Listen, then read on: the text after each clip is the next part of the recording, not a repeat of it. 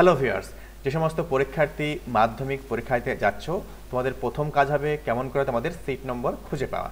দেখো, প্রথমেই বলতে চাইবো, তোমাদের যদি অ্যাডমিট কার্ডে তোমরা ভালো করে খেয়াল করে থাকো, দেখো তোমাদের রোল নম্বরটা কিন্তু এইভাবে কিন্তু দেওয়া থাকবে। রোল লেখার পরে একটা সংখ্যা থাকবে, তারপর দেখবে একটা এন থাকবে, লাস্টে দেখবে 1 কিংবা 2 এরকম এন এ কিন্তু ভাগ আছে। দেখো 1n বা 2n 3n এইভাবে থাকবে, ঠিক আছে। এবং নাম্বার লেখার পরে দেখো একটা সংখ্যা থাকবে।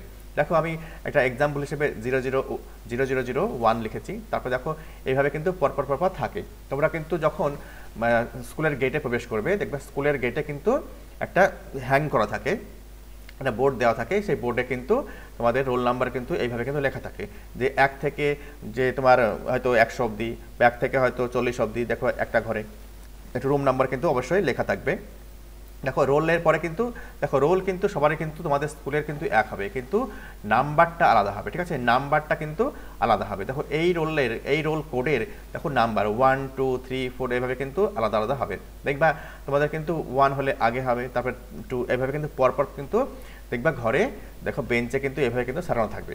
দেখবা তোমাদের হয়তো ঘরের সাইজ অনুযায়ী দেখবা 2টো রোতে বা 3টে রোতে কিন্তু হতে পারে, কিন্তু একটা বেঞ্চে কিন্তু 2জন করে থাকবে।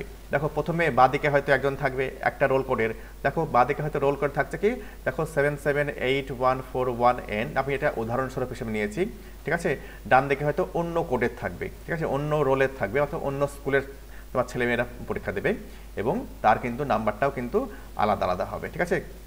দেখো একটা বেঞ্চে কিন্তু 2টো স্কুলের পরীক্ষার্থী থাকবে, ঠিক আছে, 2জন করে থাকবে।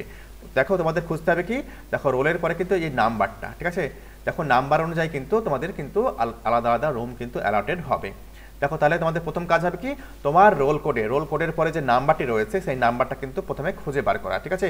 সেই নাম্বার দেখো কত থেকে কত, দেখো তোমাকে দেওয়া থাকবে। হয়তো 1 থেকে হয়তো 40 নম্বর, হয়তো ধরো মনে হয় যে B1 বা B2 C2 এইভাবে কিন্তু দেখো স্কুল তোমার কিন্তু তোমার স্কুলের যে ঘর, সেই ঘর কিন্তু অ্যালার্ট করবে, ঠিক আছে।